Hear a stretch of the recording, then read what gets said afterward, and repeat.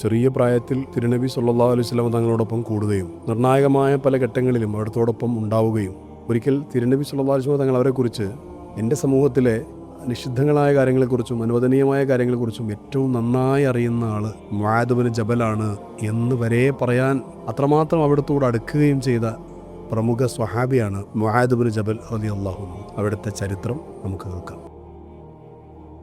Arabian ഉപദ്വീപിൽ മക്കയിൽ തിരുനബി സല്ലല്ലാഹു അലൈഹി വസല്ലം തങ്ങൾ വിശുദ്ധമായ ഇസ്ലാമിൻ്റെ അധ്യാപനങ്ങൾ തുടങ്ങുമ്പോൾ കൗമാരപ്രായത്തിലേക്ക് യുവത്വത്തിലേക്ക് കാലെടുത്ത് വെക്കുന്നതേ ഉണ്ടായിരുന്നുള്ളൂ. ആ കാലത്ത് മദീനക്കാരനായ മുആദ് ബിൻ ജബൽ റളിയല്ലാഹു അൻഹു. മറ്റുള്ള കുട്ടികളിൽ നിന്നൊക്കെ വളരെയധികം വ്യത്യസ്തതകളുണ്ടായിരുന്നു. അവർക്ക് ചെറിയ പ്രായത്തിൽ തന്നെ കാര്യങ്ങൾ മനസ്സിലാക്കാനുള്ള പ്രത്യേകമായ ബുദ്ധി, പക്വത, പ്രായത്തെ കവിഞ്ഞുള്ള പക്വത, കാര്യങ്ങളൊക്കെ വിമർശനം നടത്തി മനസ്സിലാക്കാനുള്ള അപാരമായ ഒരു പ്രത്യേകമായ കഴിവ്, ആകർഷകമായ സംസാര ശൈലി, നല്ല ഉത്തരവാദിത്വ ബോധവും കാര്യപ്രാപ്തിയും ഇതെല്ലാം അവർക്ക് പ്രത്യേകമായി ഉണ്ടായിരുന്നതുകൊണ്ട് സമൂഹത്തിൽ പ്രത്യേകമായി എല്ലാവരും ഇഷ്ടപ്പെടുന്ന ഒരു വ്യക്തിത്വമായിരുന്നു മുആദ് ബിൻ ജബലിൻ്റേത് ചെറിയ പ്രായത്തിൽ തന്നെ. ഇതിനൊക്കെ പുറമെ ആകർഷകമായ സുന്ദരമായ വ്യക്തിത്വം അവർക്കുണ്ടായിരുന്നു. നല്ല വിടർന്ന കണ്ണുകൾ, ചുരുണ്ട് കിടക്കുന്ന മനോഹരമായ മുടി, തിളക്കമാർന്ന ഒത്തിണങ്ങിയ ദന്തനിരകൾ, പല്ലുകൾ, ആരുടെയും ഹൃദയം കവർന്നെടുക്കാൻ മാത്രം സൗന്ദര്യവുമുള്ള ആളായിരുന്നു മുആദ് ബിൻ ജബൽ റളിയല്ലാഹു അൻഹു. മക്കയിൽ നിന്ന് തിരുനബി സല്ലല്ലാഹു അലൈഹി വസല്ലം തങ്ങൾ മദീനയിലേക്ക് വരുന്നതിന് മുമ്പ് പറഞ്ഞയച്ച മിസ്അബ് ഇബ്നു ഉമൈർ റളിയല്ലാഹു അൻഹുവിൻ്റെ പ്രേരണയാലെയാണ് ഇസ്ലാമിലേക്ക് മുആദ് ബിൻ ജബൽ റളിയല്ലാഹു അൻഹു കടന്നു വരുന്നത്. പിന്നീട് മദീനയിൽ നിന്നൊരു സംഘം ആളുകൾ മക്കയിൽ ചെന്ന് അഖബയിൽ ഹബീബായ് സല്ലല്ലാഹു അലൈഹി വസല്ലം തങ്ങളുമായി ഉടമ്പടി ചെയ്യുമ്പോൾ ആ നിർണായകമായ സംഘത്തിൽ ഒരു യുവ സാന്നിധ്യമായി ആ 72 ആളുകളിൽ ചേരാനുള്ള വലിയ ഭാഗ്യവും മുആദ് ബിൻ ജബൽ റളിയല്ലാഹു അൻഹു ചെറിയ പ്രായത്തിൽ തന്നെ ലഭിക്കുകയുണ്ടായി. മക്കയിൽ നിന്ന് മദീനയിലെത്തിയ ഉടമ്പടി കഴിഞ്ഞ് എത്തിയതിനു ശേഷം മുആദ് ബിൻ ജബൽ റളിയല്ലാഹു അൻഹു തൻ്റെ കൂട്ടുകാരുമായി ചേർന്നൊരു സംഘം രൂപീകരിച്ചു. ജനങ്ങളെ ബോധവൽക്കരിക്കുന്നതിന് വേണ്ടി വ്യത്യസ്തമായ പദ്ധതികൾ ചെയ്യുക എന്നതായിരുന്നു അവരുടെ ഉദ്ദേശം. അങ്ങനെയുള്ള അവരുടെ ഒരു പ്രധാനപ്പെട്ട ഒരു പ്രവർത്തന കാരണമാണ് മദീനയിലെ ഒരു വളരെ പ്രമുഖനായ ഒരു വ്യക്തി ഇസ്ലാമിലേക്ക് വരാൻ കാരണമായത്.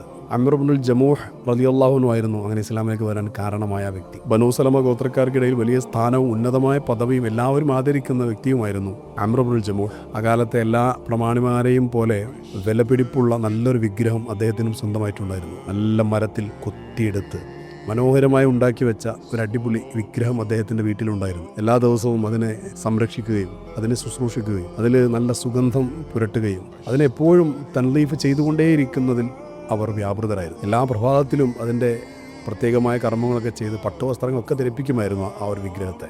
അങ്ങനെയായിരിക്കും ഒരു ദിവസം ഈ വിഗ്രഹത്തെ മുആദ് ബിൻ ജബലും ഏതാനും ചെറുപ്പക്കാരും ചേർന്ന് രാത്രി അവിടെ നിന്ന് എടുത്തുകൊണ്ടുപോവുകയും ബനൂ സലമക്കാരുടെ മാലിന്യങ്ങളൊക്കെ തള്ളുന്ന ഒരു കുഴിയിലേക്ക് അതിനെ വലിച്ചെറിയുകയും ചെയ്തു. പിറ്റേന്ന് രാവിലെയായി പൂജാകാര്യങ്ങൾക്കൊക്കെ വേണ്ടി, ആരാധനാകർമ്മങ്ങൾക്ക് വേണ്ടി പൂജാമുറിയിൽ ചെന്നപ്പോൾ അവിടെ വിഗ്രഹം കാണുന്നില്ല. വിഗ്രഹം കാണാതെ വന്നപ്പോൾ വെപ്രാളത്തോടുകൂടെ അവിടെ അതിനെ അന്വേഷിക്കുകയാണ് അംർ ഇബ്നുൽ ജമൂഹ്. അവസാനം അന്വേഷണത്തിൽ കുപ്പത്തൊട്ടിയിൽ മുഖം കുത്തി കിടക്കുന്ന രീതിയിലാണ് ആ ഒരു വിഗ്രഹത്തെ അയാൾ കണ്ടെത്തുന്നത്. എന്നിട്ട് ദേഷ്യത്തോടെ പറയുന്നത്, നമ്മുടെ ദൈവത്തെ ഇങ്ങനെയാക്കിയത് ആരാണെങ്കിലും അവർക്ക് നാശം എന്നും. ഹൃദയ വേദനയോടുകൂടെ ആ മാലിന്യക്കൂമ്പാരത്തിൽ നിന്ന് ദൈവത്തെ എടുത്ത് ദൈവത്തെ കുളിപ്പിച്ച് വൃത്തിയാക്കി വീണ്ടും അതിൻ്റെ യഥാർത്ഥ സ്ഥലത്ത് തന്നെ ആദരവോടുകൂടെ കൊണ്ടുപോയി വെക്കുകയാണ് അംർ ഇബ്നുൽ ജമൂഹ്. എന്നിട്ട് പറയുന്നുണ്ട്, മനാത്ത, അള്ളാഹുവാണേ സത്യം, ഇങ്ങനെ ചെയ്തത് ആരാണെന്ന് അറിഞ്ഞാൽ അയാളെ ഞാൻ നാണം കെടുത്തു, പലതും ഞാൻ ചെയ്യും എന്നൊക്കെ. അന്ന് രാത്രിയും ആ വയോധികനായ കുടുംബത്തിലെ ഗോത്രത്തിലെ വലിയ പ്രമാണിയായ അദ്ദേഹം കിടന്നുറങ്ങുന്നു. അന്ന് രാത്രി വിഗ്രഹം ഇതുപോലെ നഷ്ടപ്പെടുന്നു, കാണാതെയാവുന്നു. പിറ്റേന്ന് ധാരാളം ചപ്പുചവറുകളൊക്കെ ഉള്ള സ്ഥലത്ത് നിന്ന് അതിനെ വീണ്ടും കിട്ടുന്നു. ആദരവോടുകൂടെ വീണ്ടും ശുദ്ധിയാക്കി അത്രയൊക്കെ പുരട്ടി അവിടെ കൊണ്ടുപോയി വെക്കുന്നു. ദേഷ്യത്തോടുകൂടെ ആരിങ്ങനെ ചെയ്തതാണെങ്കിലും അവർക്കൊക്കെ കനത്ത നാശമുണ്ടാകുമെന്നൊക്കെ ഉറക്കെ പറഞ്ഞുകൊണ്ടാണ് ഇതെല്ലാം ചെയ്യുന്നത് അംർ ഇബ്നുൽ ജമൂഹ്.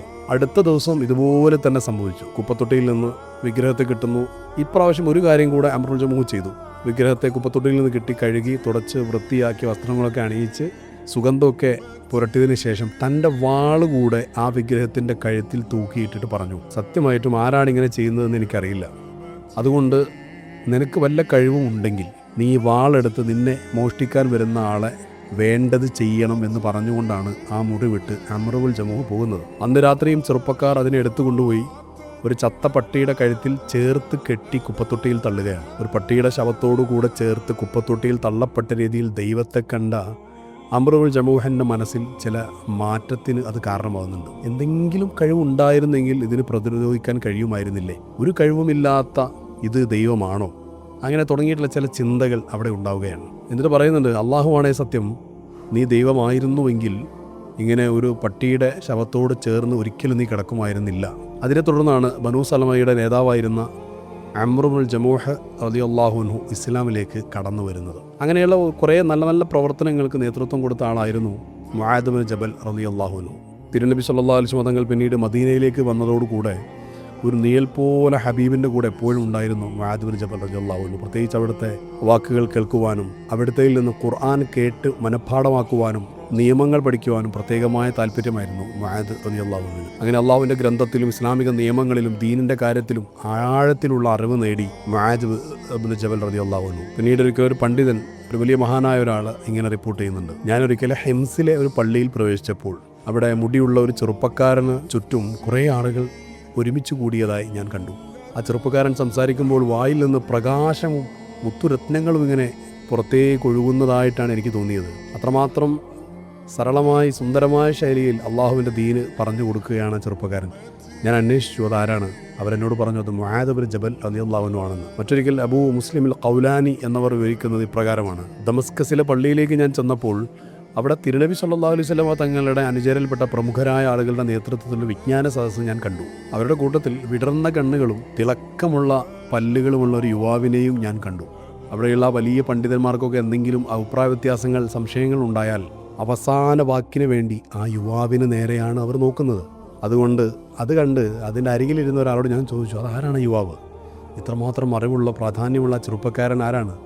അവർ എന്നോട് പറഞ്ഞു അത് മുആദ് ബിൻ ജബൽ റളിയല്ലാഹു അൻഹു ആണ്. അത്രമാത്രം പിൽക്കാലത്തും ഇസ്ലാമിക ലോകത്ത് അതിനിർണായകമായ നേതൃത്വമുള്ള പണ്ഡിതനായിരുന്നു മുആദ് ബിൻ ജബൽ റളിയല്ലാഹു അൻഹു. ഇത് ഒരർത്ഥത്തിൽ ഒരു അത്ഭുതമല്ല. കാരണം ചെറിയ പ്രായം മുതൽ തിരുനബി സല്ലല്ലാഹു അലൈഹി വസല്ലം തങ്ങളെന്ന ഇൽമിൻ്റെ ആ മഹാസ്രോതസ്സിൽ നിന്ന് നേരിട്ട് അറിവ് നേടിയ വ്യക്തിയാണ്, നേരിട്ട് തർബിയത്ത് ആത്മസംസ്കരണം കിട്ടിയ വ്യക്തിയാണ് മുആദ് ബിൻ ജബൽ റളിയല്ലാഹു അൻഹു. മുആദ് റളിയല്ലാഹു അൻഹുവിൻ്റെ ഇൽമിൻ്റെ ഏറ്റവും പ്രധാനപ്പെട്ട ആഴം, അതിൻ്റെ പ്രാധാന്യം മനസ്സിലാക്കാൻ തിരുനബി സല്ലല്ലാഹു അലൈഹി വസല്ലം തങ്ങളുടെ ഒരു വാക്ക് തന്നെ മതി. എൻ്റെ സമുദായത്തിലെ അനുവദനീയമായ കാര്യങ്ങളെക്കുറിച്ചും നിഷിദ്ധമായ കാര്യങ്ങളെക്കുറിച്ചും ഏറ്റവും അറിവുള്ള വ്യക്തിയാണ് മുആദ് ബിൻ ജബൽ എന്ന്. അതൊരു അംഗീകാരമായിരുന്നു, ഒരു സർട്ടിഫിക്കേഷനായിരുന്നു തിരുനബി സല്ലല്ലാഹു അലൈഹി വസല്ലം തങ്ങളുടെ ഭാഗത്ത് നിന്ന് മുആദ് റളിയല്ലാഹു അൻഹുവിനെ. റസൂലുള്ളാഹി സ്വല്ലല്ലാഹു അലൈഹി വസല്ലം തങ്ങളുടെ കാലഘട്ടത്തിൽ തന്നെ ചെറുപ്പക്കാരനായിരുന്ന മുആദ് റളിയല്ലാഹു അൻഹുവിനെ ആ കാലഘട്ടത്തിൽ ഖുർആൻ ക്രോഡീകരിച്ച് രേഖപ്പെടുത്താൻ വേണ്ടി ഏൽപ്പിക്കപ്പെട്ട 6 ആളുകളിൽ ഈ ചെറുപ്പക്കാരനായ സ്വഹാബിയും ഉണ്ടായിരുന്നു എന്നത് അവിടുത്തെ പ്രാധാന്യം നമുക്ക് മനസ്സിലാക്കി തരും. റസൂലുള്ളാഹി സ്വല്ലല്ലാഹു അലൈഹി വസല്ലം തങ്ങളുടെ സ്വഹാബത്ത്, അതിൽ പല പ്രായമുള്ളവരും എല്ലാവരും ഉണ്ടാകും.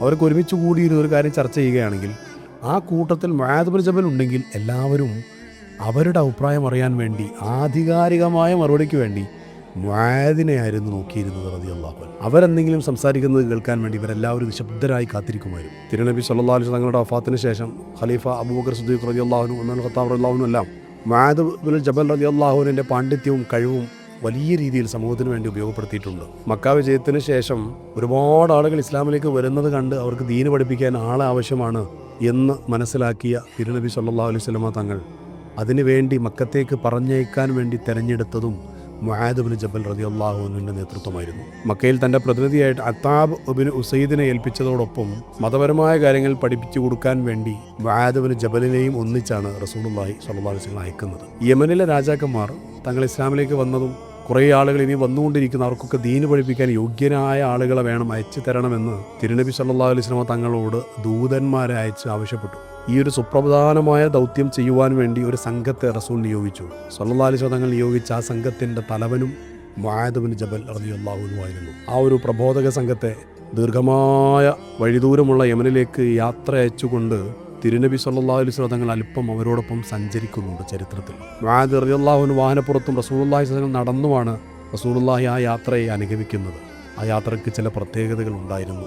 റസൂലുള്ളാഹി താഴെ നടന്ന് മുആദ് റളിയല്ലാഹു അൻഹു വാഹനപ്പുറത്തിരിക്കുന്നത് മുആദ് റളിയല്ലാഹു അൻഹുവിന് പ്രയാസമാകുന്നുണ്ട് എന്ന് ഹബീബായ തങ്ങൾക്ക് മനസ്സിലായി. അങ്ങനെ ആ ഒരു സമയത്ത് സ്വല്ലല്ലാഹു അലൈഹി വസല്ലം തങ്ങൾ അവിടെ ഉപസംഹരിച്ചുകൊണ്ട് സംസാരിക്കുകയാണ്. മുആദ് തങ്ങളെ നോക്കിക്കൊണ്ട് ഏറ്റവും പ്രിയപ്പെട്ട, ചെറുപ്പകാലത്തിൽ തന്നെ തൻ്റെ കൂടെ കൂടിയ ഇൽമെല്ലാം അഭ്യസിച്ച പ്രിയപ്പെട്ട മുആദ് ബിൻ ജബലിനെ നോക്കിക്കൊണ്ട് ഹബീബായ തങ്ങൾ ഒരു പ്രത്യേകമായൊരു വാക്ക് അവിടെ പറയുന്നുണ്ട്. യാ മുആദ് ഇന്നക അസ അല്ലാ തൽഖാനി ബഅദ ആമി ഹാദാ. ഒരുപക്ഷെ ഇനി താങ്കൾ വരുമ്പോൾ, അടുത്ത വർഷം വരുമ്പോൾ ഞാൻ ഉണ്ടായെന്ന് വരില്ല. അതൊരു തീർച്ചപ്പെടുത്തലായിരുന്നു. ആ ഒരു വാക്ക് കേട്ട് മുആദ് റളിയല്ലാഹു അൻഹു വല്ലാതെ കരയാൻ തുടങ്ങി. അദ്ദേഹത്തിൻ്റെ കൂടെ യാത്ര പോകാൻ തയ്യാറായി നിൽക്കുന്നവരെല്ലാവരും കരഞ്ഞു. ഹബീബ് സല്ലല്ലാഹു അലൈഹി വസല്ലം തങ്ങൾ അവസാനമായിട്ടാണല്ലോ തങ്ങൾ കാണുന്നത്. ഇനി വരുമ്പോൾ എൻ്റെ ഖബറിൻ്റെ അടുത്തുകൂടെയാണ് നിങ്ങൾ സഞ്ചരിക്കുക എന്ന് സ്വല്ലല്ലാഹു അലൈഹി വസല്ലം തങ്ങൾ ചേർത്ത് പറയുമ്പോൾ അവരുടെ ഹൃദയം പൊട്ടുകയാണ്.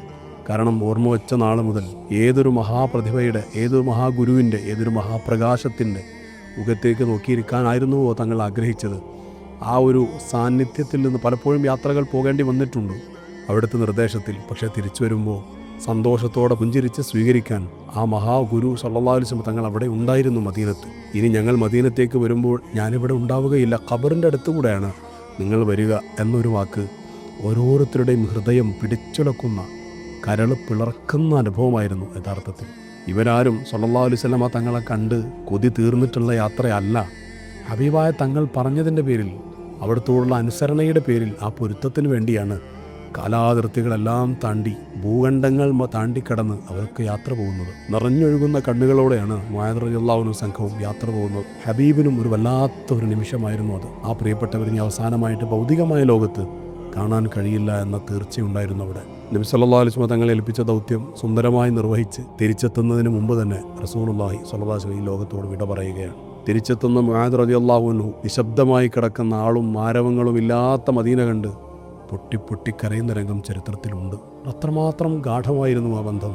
മുആദ് റളിയല്ലാഹു അൻഹു എല്ലാ സമയവും അവിടുത്തെ സാന്നിധ്യത്തിലായിരുന്നു. എങ്ങനെ സഹിക്കാൻ കഴിയുമത്?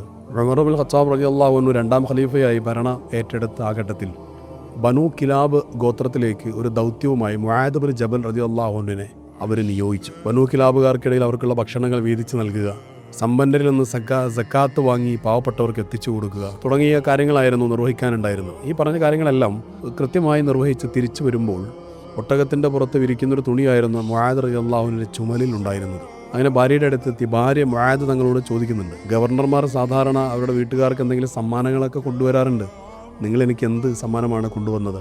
ഭാര്യയുടെ ചോദ്യം കേട്ട് മുആദ് റളിയല്ലാഹു അൻഹു പ്രതികരിച്ചത് ഇങ്ങനെയാണ്: ഉറക്കമൊഴിച്ച് കണക്കുകളെല്ലാം തിട്ടപ്പെടുത്തുന്ന, കൃത്യമായി നിരീക്ഷിക്കുന്ന ഒരാൾ എൻ്റെ കൂടെ ഉണ്ടായിരുന്നു. അത് കേട്ട് ഭാര്യ പറയുന്നുണ്ട്, നബി സല്ലല്ലാഹു അലൈഹി വസല്ലം തങ്ങളും അബൂബക്കർ സിദ്ദീഖ് റളിയല്ലാഹു അൻഹുവും താങ്കളിൽ പൂർണ്ണമായ വിശ്വാസമായിരുന്നല്ലോ. അപ്പോൾ ഉമർ റളിയല്ലാഹു അൻഹുവിൻ്റെ കാലഘട്ടം എത്തിയപ്പോൾ താങ്കളെ പരിശോധിക്കാൻ വേണ്ടി ഒരാളെ പറഞ്ഞയക്കുകയാണ്. ഈ ഒരു സംസാരം ഉമർ റളിയല്ലാഹു അൻഹുവിൻ്റെ വീട്ടുകാർക്കിടയിൽ എത്തുകയും അങ്ങനെ അത് ഉമർ റളിയല്ലാഹു അൻഹു അറിയുകയും ചെയ്തു. അങ്ങനെ മുആദ് തങ്ങളെ വിളിച്ച് ഉമർ റളിയല്ലാഹു അൻഹു ചോദിച്ചു, എന്താണ് ഞാൻ ഈ കേട്ടത്? താങ്കളുടെ കണക്കുകളൊക്കെ പരിശോധിക്കാൻ, നിരീക്ഷിക്കാൻ, നോക്കാൻ ഞാനൊരാളെ പറഞ്ഞയച്ചിട്ടുണ്ടോ? അമീറുൽ മുഅ്മിനീൻ, എനിക്ക് വേറൊന്നും പറയാനുണ്ടായിരുന്നില്ല എൻ്റെ ഭാര്യനോട്. അപ്പോൾ അങ്ങനെ ഞാൻ പറഞ്ഞതാണ്. അള്ളാഹു എല്ലാ സമയത്തും നിരീക്ഷിക്കുന്നുണ്ടല്ലോ. ഞാൻ അങ്ങനെ പറഞ്ഞതാണ്. മറ്റൊരു മറുപടി എനിക്ക് ഭാര്യയോട് പറയാനുണ്ടായിരുന്നില്ല. ഇത് കേട്ട് ഉറച്ചിരിച്ചുകൊണ്ട് ഉമർ റളിയല്ലാഹു അൻഹു അല്പം പണം കൊടുത്ത് പറഞ്ഞത് നിങ്ങളുടെ ഭാര്യയ്ക്ക് കൊടുക്കുക. ഉമർ റളിയല്ലാഹുവിൻ്റെ കാലഘട്ടത്തിൽ തന്നെ ഷാമിൻ്റെ നേതൃത്വമായി നിയോഗിച്ചിരുന്ന യസീദ് ബിൻ അബൂ സുഫിയാൻ ഒരു അഭ്യർത്ഥനയുമായി ഉമർ റളിയല്ലാഹുവിൻ്റെ അടുത്തേക്ക് ആളുകളെ പറഞ്ഞയക്കുന്നുണ്ട്. ഈ അമീറുൽ മുഅ്മിനീൻ, ഷാം പ്രദേശത്ത് ജനങ്ങളൊക്കെ വിവിധ പട്ടണങ്ങളിലായി താമസിക്കുകയാണ്. അവർക്ക് ഖുർആൻ പഠിപ്പിച്ചു കൊടുക്കാനും ദീനിൻ്റെ നിയമങ്ങളും എല്ലാ കാര്യങ്ങളും മനസ്സിലാക്കി കൊടുക്കാൻ നല്ല ആളുകളെ നമുക്ക് അയച്ചു തരണം.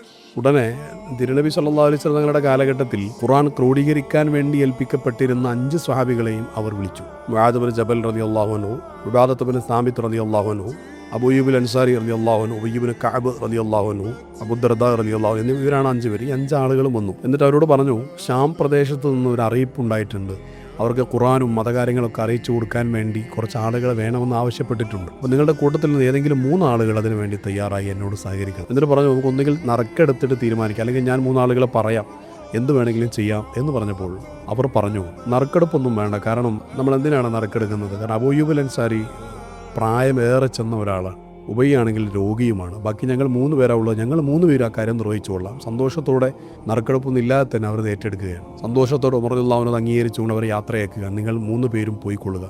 അവിടെ കാര്യങ്ങളൊക്കെ ഏറെക്കുറെ സെറ്റായി കഴിഞ്ഞാൽ ഒരാൾ അവിടെ നിൽക്കുകയും ഒരാൾ ഹിംസ് പ്രദേശത്തേക്കും മറ്റൊരാൾ ഫലസ്തീനിലേക്കും യാത്ര പോകുക. പിന്നീട് ഉമർ റളിയല്ലാഹു അൻഹു നിർദ്ദേശപ്രകാരം ഉസാമത്ത് ഇബ്നു സാമിത്ത് റളിയല്ലാഹു അൻഹുവിനെ അവിടെ തന്നെ നിർത്തി, ഷാമിൽ നിർത്തി. അബൂ ദർദാ റളിയല്ലാഹു അൻഹു ദമസ്കസിലേക്കും ഇന്നത്തെ സിറിയയിലേക്കും, മുആദ് റളിയല്ലാഹു അൻഹു ഫലസ്തീനിലേക്കുമാണ് യാത്ര പോകുന്നത്. ഫലസ്തീനിലായിരിക്കുന്ന സമയത്താണ് മുആദ് റളിയല്ലാഹു അൻഹുവിനെ രോഗം പിടികൂടുന്നത്. പകർച്ചവ്യാധി രോഗം പിടികൂടി മരണത്തിൻ്റെ ശയ്യയിൽ കിടക്കുന്ന സമയത്ത് ഖിബ്ലക്ക് അഭിമുഖമായി തിരിഞ്ഞു കൊണ്ടുകൊണ്ട് അവിടുന്ന് ഇങ്ങനെ പാടി, മർഹബൻ ബിൽ മൗതി മർഹബൻ സായിറുൻ ജാഅ ബഅദ ഗിയാബ് വഹബീബുൻ വഫദാ അലാ ഷൗഖ്. മരണത്തെ സ്വാഗതം ചെയ്യുകയാണ്, മരണത്തിന് സ്വാഗതം.